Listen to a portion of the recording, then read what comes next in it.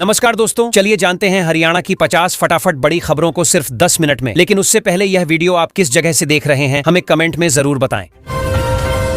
हरियाणा सरकार ने राज्य की आपातकालीन सेवाओं को अधिक आधुनिक और प्रभावी बनाने के लिए 26 नए विशेष वाहनों की खरीद को मंजूरी दी है। इन वाहनों का उपयोग पुलिस, स्वास्थ्य और आपदा प्रबंधन जैसी सेवाओं में किया जाएगा। सरकार का उद्देश्य किसी भी आपात स्थिति में तेजी से राहत पहुंचाना और नागरिकों की सुरक्षा व्यवस्था को पहले से अधिक मजबूत बनाना है। गुरुग्राम में लगातार हुई भारी बारिश के बाद कई इलाकों में जलभराव की समस्या देखने को मिली। सड़कों पर पानी भरने से यातायात प्रभावित हुआ और लोगों को आवाजाही में कठिनाई का सामना करना पड़ा। प्रशासन ने संबंधित विभागों को जल निकासी तेज करने के निर्देश दिए हैं तथा नागरिकों से अनावश्यक यात्रा से बचने और सावधानी बरतने की अपील की है। हरियाणा पुलिस ने नशे के खिलाफ चलाए जा रहे विशेष अभियान के तहत हिसार जिले में बड़ी कार्रवाई करते हुए 31 किलोग्राम डोडा पोस्त बरामद किया। मामले में आरोपियों के खिलाफ कानूनी कार्रवाई शुरू कर दी गई है। पुलिस का कहना है कि राज्य में नशीले पदार्थों की तस्करी रोकने के लिए ऐसे अभियान लगातार जारी रहेंगे और दोषियों पर सख्त कार्रवाई की जाएगी। सिरसा जिले में पुलिस ने कार्रवाई करते हुए लगभग 9 प्रतिबंधित नशीली गोलियां बरामद की हैं। इस मामले में एक व्यक्ति को गिरफ्तार किया गया है और उससे पूछताछ जारी है। पुलिस यह पता लगाने का प्रयास कर रही है कि इन दवाइयों की आपूर्ति कहां से हो रही थी तथा इनका उपयोग किन क्षेत्रों में किया जाना था। गुरुग्राम पुलिस ने मादक पदार्थों की तस्करी के खिलाफ अभियान चलाते हुए गांजा तस्करी के आरोप में एक व्यक्ति को गिरफ्तार किया है। आरोपी के कब्जे से अवैध मादक पदार्थ बरामद किए गए हैं। एक बादवाज पुलिस पूरे नेटवर्क की जांच कर रही है और यह पता लगाने का प्रयास कर रही है कि इस तस्करी से जुड़े अन्य लोग कौन हैं तथा उनके खिलाफ भी कार्रवाई की जाएगी। सुल्तानपुर नेशनल पार्क के इको सेंसिटिव जोन में बने अवैध फार्म हाउस और बैंक्वेट हॉल के खिलाफ प्रशासन ने सख्त रुख अपनाया है। पर्यावरण संरक्षण के उद्देश्य से अवैध निर्माणों को हटाने की तैयारी शुरू कर दी गई है। संबंधित विभागों को आवश्यक कार्रवाई के निर्देश दिए गए हैं ताकि संरक्षित क्षेत्र की प्राकृतिक व्यवस्था और जैव विविधता सुरक्षित रह सके।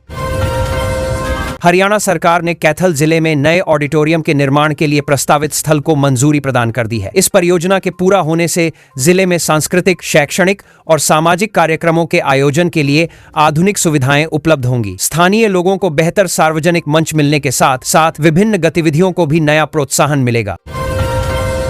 हरियाणा फॉरेस्ट डेवलपमेंट कॉरपोरेशन को आय बढ़ाने और वन संसाधनों के बेहतर प्रबंधन के लिए सरकार ने नए दिशा निर्देश जारी किए हैं। इन निर्देशों के तहत पर्यावरण संरक्षण के साथ साथ राजस्व बढ़ाने वाली योजनाओं को प्रभावी ढंग से लागू किया जाएगा। विभाग को पारदर्शिता, दक्षता और सतत विकास के सिद्धांतों के अनुसार कार्य करने पर विशेष जोर दिया गया है।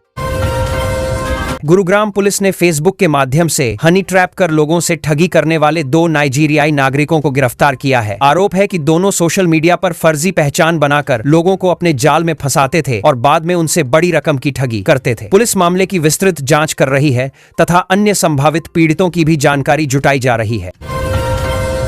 हरियाणा में साइबर ठगी के एक मामले में एक व्यक्ति से 63,500 रुपए की धोखाधड़ी का खुलासा हुआ है। शिकायत मिलने के बाद साइबर पुलिस ने जांच शुरू कर दी है और आरोपियों की पहचान करने का प्रयास किया जा रहा है। पुलिस ने नागरिकों से ऑनलाइन लेन देन करते समय सतर्क रहने तथा किसी भी संदिग्ध लिंक या कॉल पर भरोसा नहीं करने की सलाह दी है।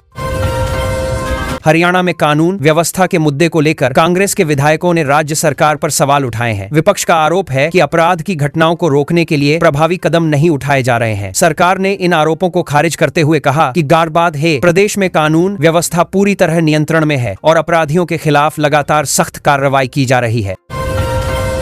मानसून के मौसम को देखते हुए हरियाणा सरकार ने सभी सरकारी स्कूलों और कार्यालयों में सुरक्षा व्यवस्थाओं की समीक्षा शुरू कर दी है। भवनों की स्थिति, बिजली व्यवस्था, जल निकासी और आपदा प्रबंधन से जुड़े इंतजामों का निरीक्षण किया जा रहा है। अधिकारियों को आवश्यक सुधार शीघ्र पूरा करने के निर्देश दिए गए हैं ताकि कर्मचारियों और विद्यार्थियों की सुरक्षा सुनिश्चित की जा सके।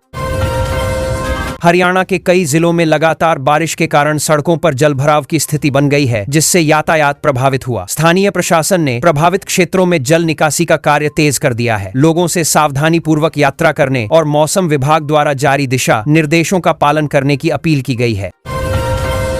चंडीगढ़ के औद्योगिक क्षेत्र में पुरानी इमारतों का सर्वेक्षण कार्य तेज कर दिया गया है। इस अभियान का उद्देश्य जर्जर भवनों की पहचान कर आवश्यक मरम्मत या अन्य उचित कार्रवाई सुनिश्चित करना है। संबंधित विभाग भवनों की संरचनात्मक सुरक्षा का आकलन कर रहे हैं ताकि भविष्य में किसी भी प्रकार की दुर्घटना की संभावना को कम किया जा सके। रोहतक नगर निगम ने शहर में सीवर ओवरफ्लो की समस्या के समाधान के लिए विशेष टीमें तैनात की हैं। ये टीमें प्रभावित क्षेत्रों में नियमित निरीक्षण कर अवरुद्ध सीवर लाइनों की सफाई कर रही हैं। निगम का उद्देश्य बारिश के दौरान जलभराव कम करना और नागरिकों को स्वच्छ एवं बेहतर सुविधाएं उपलब्ध कराना है। फतेहाबाद के सरकारी अस्पतालों में स्वास्थ्य सेवाओं की गुणवत्ता बनाए रखने के लिए औचक निरीक्षण किए जा रहे हैं। निरीक्षण के दौरान डॉक्टरों और स्वास्थ्य कर्मचारियों की उपस्थिति तथा मरीजों को मिलने वाली सुविधाओं की जांच की जा रही है। प्रशासन ने लापरवाही मिलने पर संबंधित अधिकारियों के खिलाफ उचित कार्रवाई करने की चेतावनी भी दी है। हरियाणा वन विभाग ने वन क्षेत्रों में अवैध निर्माण और अतिक्रमण के खिलाफ सख्त अभियान शुरू किया है। विभाग ने संबंधित अधिकारियों को नियमित निगरानी करने और नियमों का उल्लंघन करने वालों के खिलाफ कड़ी कार्रवाई के निर्देश दिए हैं। इस पहल का उद्देश्य पर्यावरण संरक्षण और वन संपदा को सुरक्षित रखना है। अंबाला में जल निकासी की समस्या को दूर करने के लिए नए ड्रेनेज प्रोजेक्ट पर काम शुरू किया गया है। परियोजना के तहत नालों का सुधार, नई जल निकासी लाइनें और आधुनिक व्यवस्था विकसित की जाएगी। प्रशासन का कहना है कि इससे बारिश के दौरान जलभराव की समस्या में कमी आएगी और नागरिकों को राहत मिलेगी। हिसार में सार्वजनिक परिवहन व्यवस्था को मजबूत बनाने के लिए नई बसों को शामिल करने की योजना पर काम शुरू हो गया है। परिवहन विभाग का उद्देश्य यात्रियों को अधिक सुरक्षित, सुविधाजनक और समयबद्ध सेवा उपलब्ध कराना है। योजना पूरी होने के बाद विभिन्न मार्गों पर बसों की संख्या बढ़ाई जाएगी और यात्रा सुविधाओं में सुधार होगा। कुरुक्षेत्र में पर्यटन को बढ़ावा देने के लिए नए हेरिटेज वॉक रूट विकसित करने का प्रस्ताव तैयार किया गया है। इस योजना का उद्देश्य ऐतिहासिक और धार्मिक स्थलों को बेहतर तरीके से पर्यटकों से जोड़ना है। प्रस्ताव के लागू होने से स्थानीय पर्यटन को बढ़ावा मिलेगा, रोजगार के अवसर बढ़ेंगे और क्षेत्र की सांस्कृतिक विरासत को नई पहचान मिलेगी। सोनीपत में औद्योगिक इकाइयों द्वारा प्रदूषण नियंत्रण नियमों के पालन की जांच के लिए विशेष टीम गठित की गई है। यह टीम विभिन्न फैक्ट्रियों का निरीक्षण कर पर्यावरण संबंधी मानकों का आकलन करेगी। नियमों का उल्लंघन करने वाली इकाइयों के विरुद्ध आवश्यक कार्रवाई की जाएगी ताकि औद्योगिक विकास के साथ पर्यावरण संरक्षण भी सुनिश्चित किया जा सके। पंचकूला ट्रैफिक पुलिस ने मानसून को ध्यान में रखते हुए विशेष सुरक्षा दिशा निर्देश जारी किए हैं। वाहन चालकों से बारिश के दौरान धीमी गति से वाहन चलाने, सुरक्षित दूरी बनाए रखने और जल भराव वाले मार्गों से बचने की अपील की गई है। पुलिस ने दुर्घटनाओं को रोकने के लिए अतिरिक्त यातायात कर्मियों की भी तैनाती की है। करनाल में कृषि आधारित उद्योगों को बढ़ावा देने के उद्देश्य से नई सब्सिडी नीति की समीक्षा की जा रही है। सरकार किसानों और उद्यमियों को बेहतर आर्थिक सहायता उपलब्ध कराने पर विचार कर रही है। इस पहल से कृषि उत्पादों के प्रसंस्करण को बढ़ावा मिलेगा, रोजगार के अवसर बढ़ेंगे और ग्रामीण अर्थव्यवस्था को मजबूती मिलने की उम्मीद है। पानीपत में सभी टेक्सटाइल इकाइयों के लिए अग्नि सुरक्षा ऑडिट अनिवार्य कर दिया गया है। संबंधित विभाग समय समय पर फैक्ट्रियों का निरीक्षण करेगा और सुरक्षा मानकों का पालन सुनिश्चित करेगा। सरकार का उद्देश्य औद्योगिक क्षेत्रों में आग जैसी घटनाओं की संभावना को कम करना तथा कर्मचारियों की सुरक्षा को और अधिक मजबूत बनाना है। भिवानी में सरकारी भूमि से अवैध कब्जे हटाने के लिए प्रशासन ने विशेष अभियान शुरू किया है। राजस्व और पुलिस विभाग संयुक्त रूप से कार्रवाई कर रहे हैं। अधिकारियों का कहना है कि सरकारी संपत्तियों की सुरक्षा और सार्वजनिक उपयोग के लिए भूमि को अतिक्रमण मुक्त बनाना इस अभियान का मुख्य उद्देश्य है।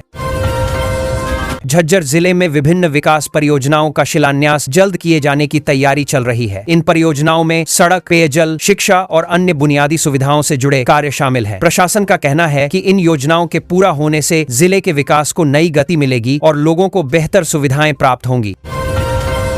पलवल में किसानों को आधुनिक खेती की तकनीकों से परिचित कराने के लिए विशेष कार्यशाला आयोजित की जा रही है। कृषि विशेषज्ञ किसानों को उन्नत बीज, सिंचाई, जैविक खेती और नई कृषि तकनीकों की जानकारी देंगे। इस पहल का उद्देश्य खेती की लागत कम करना, उत्पादन बढ़ाना और किसानों की आय में वृद्धि करना है। रेवाड़ी नगर परिषद ने शहर को व्यवस्थित और सुरक्षित बनाने के लिए अवैध विज्ञापन होर्डिंग हटाने का अभियान शुरू किया है। बिना अनुमति लगाए गए होर्डिंग्स को हटाया जा रहा है। परिषद ने सभी संबंधित लोगों को नियमों का पालन करने की चेतावनी दी है ताकि शहर की सुंदरता और यातायात व्यवस्था प्रभावित न हो। नूंह जिले के ग्रामीण क्षेत्रों में स्वास्थ्य सुविधाओं को मजबूत करने के लिए 5 नए प्राथमिक स्वास्थ्य केंद्र स्थापित किए जा रहे हैं। इन केंद्रों के शुरू होने से ग्रामीणों को प्राथमिक उपचार और आवश्यक स्वास्थ्य सेवाएं अपने क्षेत्र में ही उपलब्ध होंगी। सरकार का उद्देश्य दूर दराज के इलाकों में स्वास्थ्य सेवाओं की पहुंच को और बेहतर बनाना है। चरखी दादरी में स्कूल बसों की सुरक्षा सुनिश्चित करने के लिए परिवहन विभाग ने विशेष जांच अभियान शुरू किया है। अधिकारियों द्वारा बसों की फिटनेस, दस्तावेज, सुरक्षा उपकरण और चालक के लाइसेंस की जांच की जा रही है। नियमों का पालन नहीं करने वाले वाहन संचालकों के खिलाफ आवश्यक कार्रवाई करने के निर्देश भी दिए गए हैं। फरीदाबाद में स्मार्ट सिटी परियोजना के तहत प्रमुख सड़कों के चौड़ीकरण और सुधार का कार्य तेजी से जारी है। इस परियोजना का उद्देश्य यातायात को सुगम बनाना, जाम की समस्या कम करना और नागरिकों को बेहतर सड़क सुविधाएं उपलब्ध कराना है। प्रशासन ने निर्माण कार्य समय पर पूरा करने के लिए संबंधित एजेंसियों को आवश्यक निर्देश जारी किए हैं। यमुनानगर में अवैध खनन पर प्रभावी निगरानी रखने के लिए प्रशासन ने ड्रोन कैमरों का उपयोग शुरू किया है। ड्रोन के माध्यम से संवेदनशील क्षेत्रों की नियमित निगरानी की जा रही है ताकि अवैध गतिविधियों की तुरंत पहचान कर कार्रवाई की जा सके। अधिकारियों का कहना है कि इससे खनन पर नियंत्रण और पर्यावरण संरक्षण दोनों को मजबूती मिलेगी। जींद जिले में मनरेगा के अंतर्गत कराए गए विकास कार्यों का सोशल ऑडिट कराने का निर्णय लिया गया है। इस प्रक्रिया के माध्यम से योजनाओं में पारदर्शिता सुनिश्चित की जाएगी तथा खर्च और कार्यों की गुणवत्ता की जांच होगी। यदि किसी प्रकार की अनियमितता पाई जाती है तो संबंधित अधिकारियों और जिम्मेदार व्यक्तियों के विरुद्ध कार्रवाई की जाएगी। महेंद्रगढ़ जिले में जल संरक्षण को बढ़ावा देने के लिए खेत तालाब योजना को गति दी गई है। इस योजना के अंतर्गत किसानों को खेतों में तालाब बनाने के लिए प्रोत्साहित किया जा रहा है ताकि वर्षा जल का संरक्षण हो सके। इससे सिंचाई की सुविधा बेहतर होगी, भूजल स्तर में सुधार आएगा और खेती को दीर्घकालिक लाभ मिलने की संभावना बढ़ेगी। कैथल जिले में महिलाओं की सुरक्षा को और मजबूत बनाने के उद्देश्य से पिंक बूथों की संख्या बढ़ाई गई है। इन बूथों के माध्यम से महिलाओं को तत्काल सहायता और सुरक्षा संबंधी सेवाएं उपलब्ध कराई जाएंगी। पुलिस विभाग का कहना है कि इस पहल से महिलाओं में सुरक्षा की भावना मजबूत होगी और शिकायतों का त्वरित समाधान संभव होगा। सिरसा जिले में बागवानी फसलों की सुरक्षा के लिए नई बीमा योजना का लाभ किसानों को दिया जा रहा है। इस योजना के तहत प्राकृतिक आपदाओं या अन्य कारणों से फसल नुकसान होने पर आर्थिक सहायता उपलब्ध कराई जाएगी। कृषि विभाग किसानों को योजना की जानकारी देकर अधिक से अधिक पंजीकरण कराने का प्रयास कर रहा है।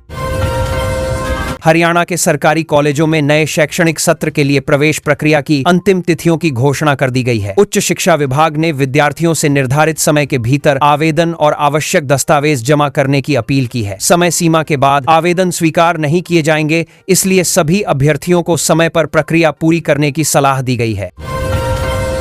हरियाणा कौशल विकास निगम ने युवाओं के लिए नए प्रशिक्षण कार्यक्रम शुरू किए हैं। इन कार्यक्रमों के माध्यम से विभिन्न क्षेत्रों में रोजगार पर कौशल का प्रशिक्षण दिया जाएगा ताकि युवाओं को उद्योगों की आवश्यकताओं के अनुसार तैयार किया जा सके। सरकार का उद्देश्य रोजगार के अवसर बढ़ाना और युवाओं को आत्मनिर्भर बनाने में सहायता प्रदान करना है।